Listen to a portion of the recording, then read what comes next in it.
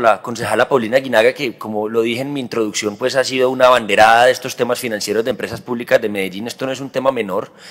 Y pues, digamos, ¿cuál es el propósito del debate? Pues, digamos, lo primero que tengo que decir es que yo no soy un experto en materia financiera, sin ningún lugar a dudas no lo soy. Pero lo que sí espero demostrar es que la situación, digamos, financiera que atraviesa EPM no solamente se ha visto agravada por la contingencia de Hidroituango y por el alto nivel de endeudamiento que tiene la empresa, sino también, por supuesto, por la improvisación, la falta de transparencia y la pérdida de la confianza que esto genera por parte de la actual administración, en cabeza del alcalde Daniel Quintero y, pues, por supuesto, en cabeza de quienes están al frente de EPM, pues porque tienen un gran nivel, un alto nivel de responsabilidad en toda esta discusión.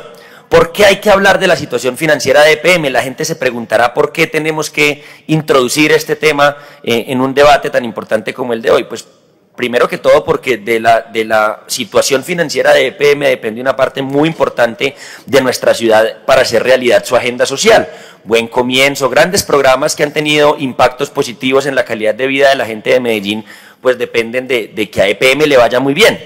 Somos EPM dependientes y eso se ha dicho mucho en este lugar porque desafortunadamente Medellín en los últimos años ha desarrollado una especie de pereza fiscal en términos de recaudo. Recordemos, simplemente para poner en contexto, que hay un acuerdo municipal del 97 que prevé que EPM entregue el 55% de sus excedentes anualmente, el 30% de los excedentes ordinarios y el 25% de los extraordinarios, y que para el 2020 esta cifra alcanzó los 1.39 billones. Según el plan de desarrollo iban a ser 1.4 billones, en el presupuesto que se aprobó al final del año pasado terminó siendo 1.3 y con los excedentes que aprobó el Consejo hace un par de semanas, pues se adicionaron 900.000 millones adicionales que nosotros tenemos serias dudas sobre de dónde pudieron haber venido porque desafortunadamente EPM no nos respondió a tiempo este asunto y aquí ustedes ven un cuadro, se espera que para el 2022 se reciban excedentes de 1.68 billones, 2023 1.98, 2024 1.81 y así de manera sucesiva. ¿Qué viene para la compañía? ¿Cuál es el futuro que le espera a EPM?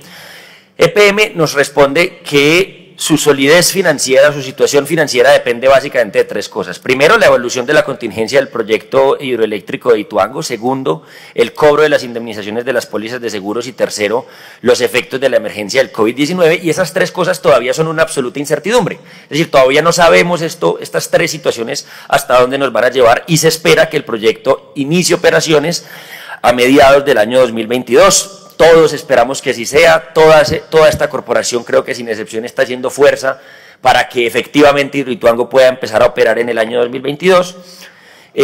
Los pagos por parte de los seguros desafortunadamente se han tomado mucho más tiempo de lo esperado y esto a razón de unos procesos legales que se iniciaron por una pelea, digamos, mediática que quiso enarbolar el alcalde, pues que no se aguanta un solo día sin titulares de prensa y que desafortunadamente ha hecho que se vuelva mucho más lento el cobro de estos seguros.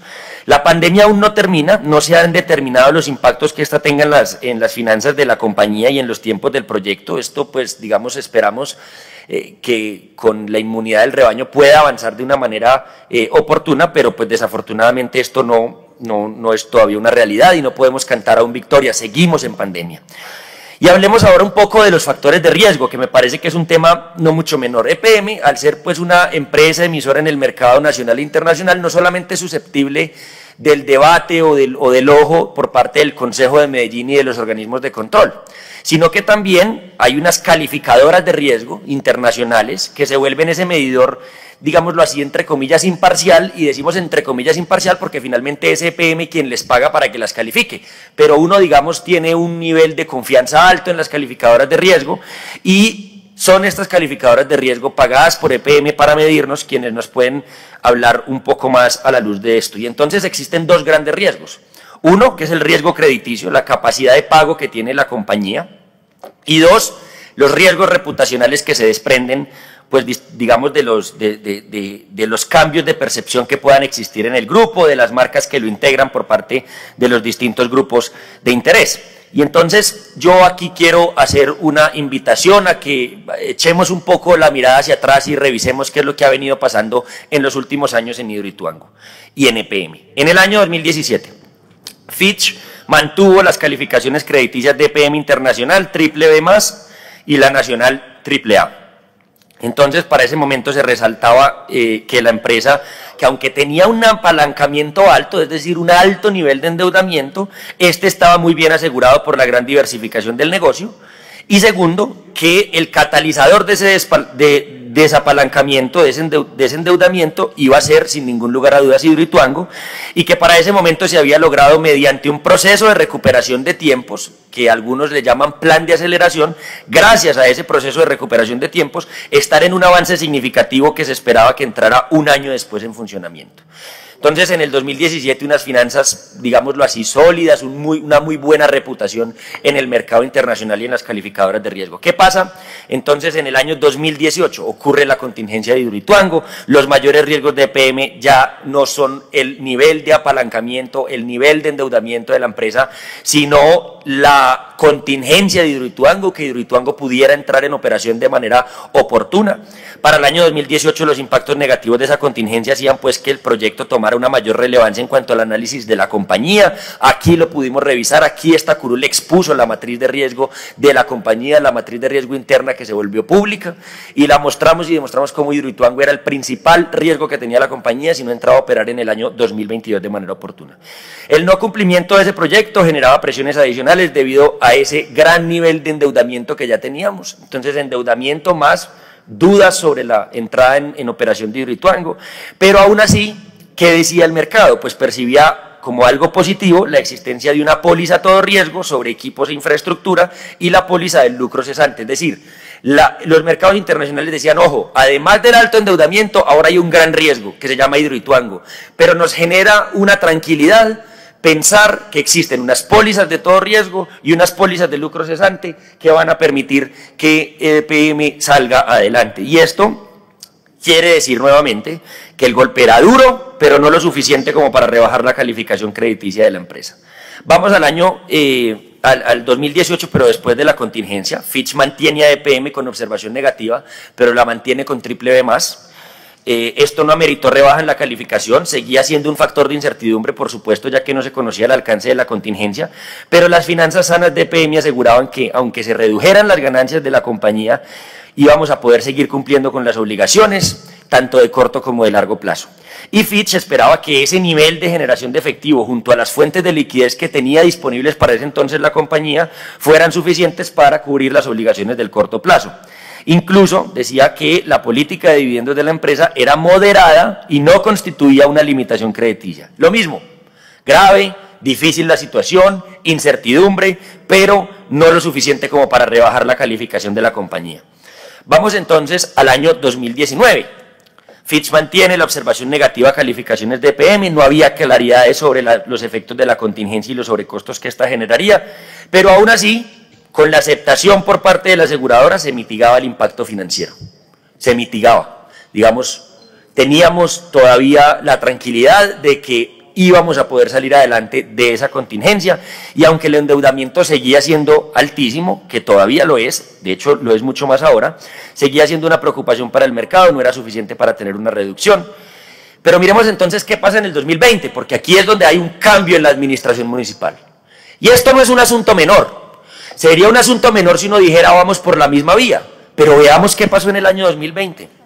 Fitch baja las calificaciones de EPM hasta BBB- y mantiene la observación negativa. Es decir, aparece un nuevo factor de riesgo. ¿Qué pasó con Hidroituango? Pues Hidroituango seguía en la misma situación en la que estaba en el 2019, con miedos, con incertidumbres, con falta de certezas, pero con unas pólizas de aseguramiento a todo riesgo, con unas pólizas de lucro cesante que nos decían podíamos estar en tranquilidad. Pero ¿qué es lo que pasa? La baja de las calificaciones se debe, según Fitch, a la intervención mayor del propietario de EPM, es decir, la ciudad de Medellín, dirigida por Daniel Quintero, en la gestión de la empresa, y esto representó, por supuesto, un deterioro de los controles del gobierno corporativo de la compañía. Aquí les encanta hacer populismo y demagogia con el tema del gobierno corporativo, pero pues mal que bien, el que venía a rescatar EPM, pues hizo que por culpa de ese gobierno corporativo del que despotrican, bajara el grado de inversión. Por primera vez en 2 años desde la contingencia, el factor determinante de la calificación de la compañía ya no era Hidroituango, gerente. Por primera vez el factor de riesgo más importante de la compañía dejó de ser Hidroituango, sino la interferencia por parte de la administración de Daniel Quintero. Vaya forma de recuperar la empresa, es lo que decimos nosotros, ¿cierto? Venían a rescatar a EPM y lo que hicieron fue bajarle el nivel de calificación de las centrales de riesgo. Y una pregunta que nos surge aquí, ¿EPM conocía los sobrecostos de Hidroituango un año antes? Miremos, para octubre del año 2020, Fitch estimaba que Hidroituango iba a tener un valor total de 3.400 millones de dólares. Fitch decía, va a costar por lo menos 3.400 millones de dólares. Y calculaba que una vez culminado tendría un costo incremental, es decir, unos sobrecostos de 1.500 millones de dólares. Entonces, ¿qué decía Fitch? Que el costo inicial era 3.400 millones de dólares, que íbamos a tener 1.500 millones de dólares adicionales para un total de 4.900 millones de dólares, es decir, 18.6 billones de pesos. Eso ya lo decía Fitch para octubre del año 2020. ¿Qué decía EPM, señor gerente? Porque aquí había una asimetría de la información, gerente. Absoluta asimetría de la información. Una cosa decía Fitch y otra cosa decía EPM. Miremos. Desde el 2020 venían diciendo el costo total va a ser 4.000 millones de dólares, pero hasta julio 7,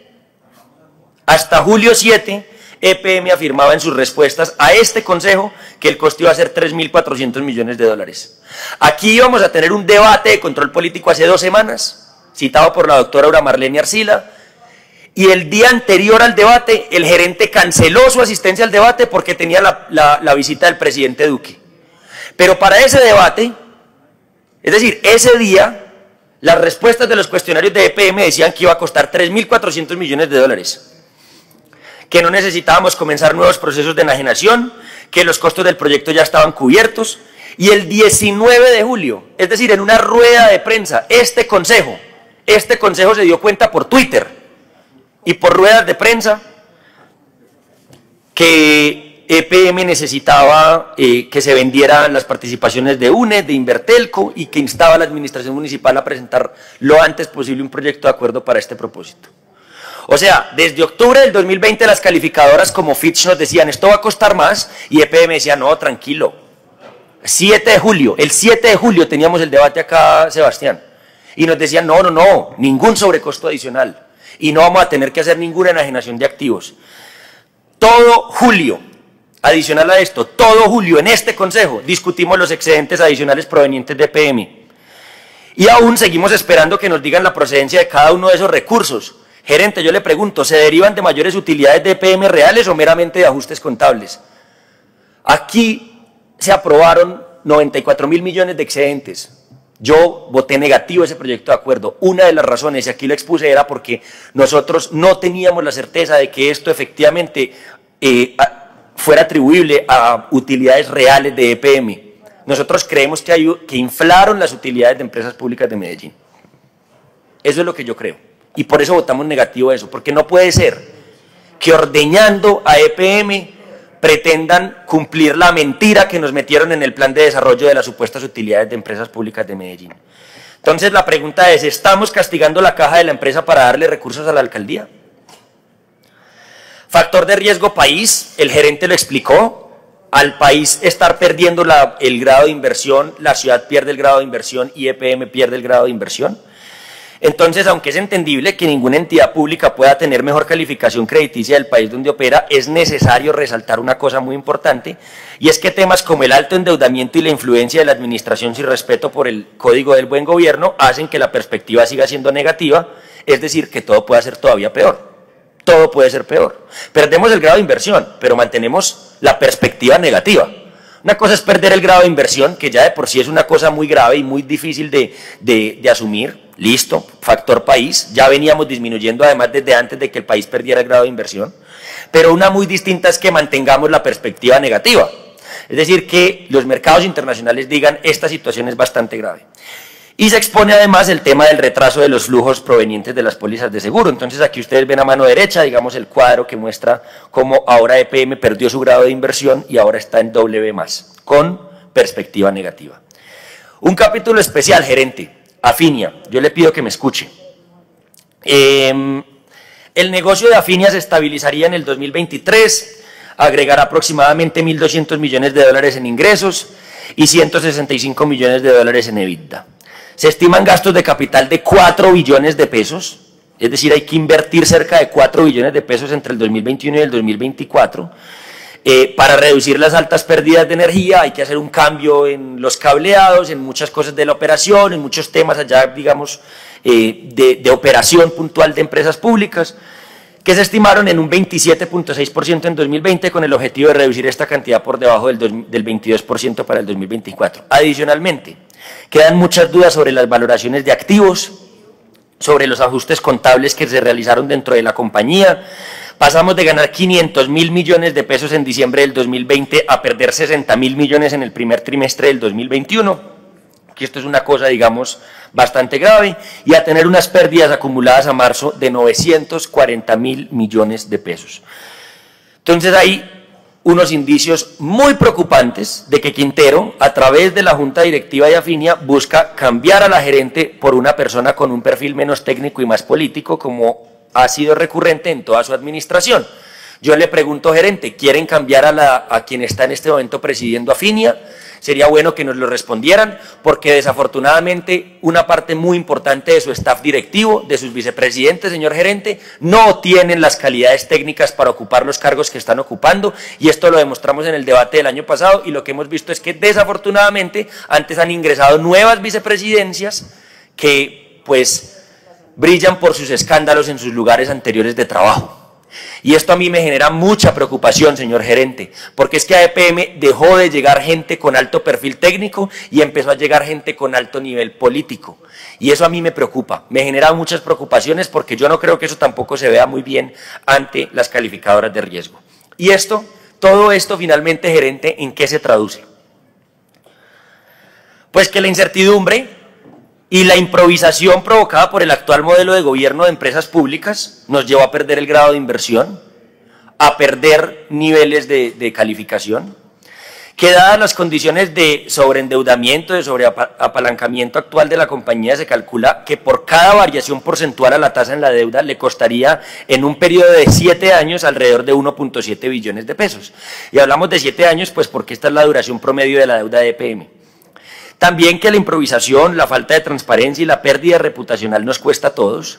EPM no ha perdido, digamos, calificaciones en el mercado internacional por Hidroituango, aquí lo estamos demostrando.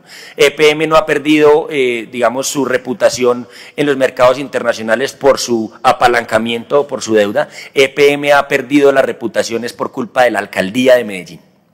EPM ha perdido su grado de inversión, y EPM tiene hoy una perspectiva negativa es por culpa del alcalde Daniel Quintero, que puso una junta de bolsillo y que lleva 4 gerentes en menos de 2 años. Aquí quiero hacer una reflexión, esto es un tuit del alcalde Daniel Quintero, donde dice, hace 2 años, y muestra la casa de máquinas destruida, hoy, en Hidroituango, y los avances de Hidroituango. Pues yo le quiero hacer al alcalde Quintero también un símil. Hace 3 años, triple B+ a nivel internacional, triple A nivel nacional en las calificadoras de riesgo, y hoy perdimos grado de inversión, doble B con perspectiva negativa, doble B+ con perspectiva negativa. Este es el rescate de EPM, Natalie. Este es el rescate de EPM a hoy. Así va el rescate de EPM, así están rescatando hoy a empresas públicas de Medellín de la mafia y del cuento de vaqueros que nos han metido desde la alcaldía de Medellín. ¿Y qué va a quedar? ¿Qué va a quedar? Doctor Luis Bernardo, qué pena, presidente, ¿será que usted me puede regalar 5 minuticos adicionales? Qué pena. 23 de noviembre del 2018, Daniel Quintero, más deuda para EPM. El GEA le presta 1 billón más a EPM y vienen otros 2.25 billones de deuda de la banca internacional. Así van esfumando a EPM. Vendemos activos que generan ingresos y adquirimos préstamos por los que hay que pagar intereses. Pues bien, vamos a ver quién quiere endeudar a EPM. Nos dijo el alcalde, plan de recuperación, 2.3 billones de pesos, plan para los jóvenes, 1 billón de pesos, todos, hurra, excelente, van a rescatar a los jóvenes de Medellín. Sobrecostos de Hidroituango, de un día para otro, pues sin decirle al consejo, nos enteramos por Twitter, 2.3 billones de pesos, financiación del plan de desarrollo, dicen 1 billón de pesos de la financiación del plan de desarrollo viene de la venta de enajenaciones de activos, se nos dijo en una reunión el alcalde de los concejales, venta de UNE. Afinia, 4 billones de pesos. ¿De dónde vamos a sacar esa plata? 11 billones de pesos para financiar y pagar proyectos que tiene la alcaldía. 11 billones de pesos que el gerente nos dijo, no puedo reducir un solo peso de esas inversiones. Más la plata que se está inventando ahora el alcalde, que para financiar el plan de jóvenes, que para financiar los sobrecostos de Hidroituango, que para financiar el plan de desarrollo. Entonces la pregunta es, ¿en qué van a dejar? Si se habla de un negocio de UNE, de la venta de ISA y aún así seguirán faltando recursos, ¿qué le diría al Daniel Quintero candidato, al Daniel Quintero alcalde improvisador? ¿Qué le diría? ¿Qué le diría? ¿Qué va a hacer con ese billón de pesos, gerente? ¿Financiar Hidroituango, financiar el plan para el rescate de los jóvenes o financiar el plan de desarrollo? Porque con ese billón de pesos no va a alcanzar para las tres cosas, gerente. Entonces que el alcalde deje de venir aquí al consejo a inventarse titulares de prensa para después no poder cumplir, porque así va a quedar muy difícil. Va a quedar muy difícil. El modelo de gestión de Quintero es un riesgo. El 23 de abril del 2007 se firmó un convenio marco de relaciones que hoy se está incumpliendo por completo y hoy ese modelo está en una crisis bastante grave. No solamente este consejo, sino el mercado general percibe que por parte de la administración se han generado escenarios de incertidumbre, el cambio del objeto social, que seguimos esperando que lo presenten, la renuncia en pleno de la junta directiva, la rotación de los vicepresidentes de la compañía con perfiles bastante políticos, 3 gerentes en 1 año y 7 meses, un casi gerente que mintió en su hoja de vida. Hidroituango avanza no por Daniel Quintero, sino a pesar de Daniel Quintero. A pesar de Daniel Quintero. La desconfianza es terrible. ¿EPM está en quiebra? Esa es la pregunta que hacemos. ¿EPM está en quiebra? Mire, una empresa que a pesar de todo termina trasladando el 55% de sus utilidades año a año a su propietario, dista mucho de lo que se considera estar en quiebra. La empresa tuvo un plan de crecimiento basado en el apalancamiento precisamente por esa misma razón. Su propietario no podía ir más allá de las capitalizaciones del 45% de sus ganancias y la empresa con sus propios recursos ha sido capaz de aguantar la contingencia y una pandemia dando resultados positivos. El catalizador de todo es y será Hidroituango. Si entra en funcionamiento, la empresa podrá comenzar a reducir su apalancamiento. Los seguros cubrían en parte el impacto financiero de Hidroituango, pero ahora con las demandas, algunos de estos pagos se han postergado. ¿Quién sabe cuándo nos vayan a pagar? Y las declaraciones irresponsables de Quintero, diciendo que EPM iba a la quiebra y sus acciones políticas en EPM le han hecho un daño irreversible a la empresa. El mayor factor de riesgo hoy de la compañía EPM se llama Daniel Quintero, no Hidroituango, no el sobreendeudamiento, se llama Daniel Quintero Calle.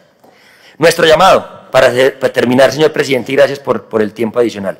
La ciudad y el consejo tenemos la obligación de rodear a empresas públicas de Medellín para evitar que se sigan profundizando el debilitamiento institucional de la empresa por injerencia del municipio.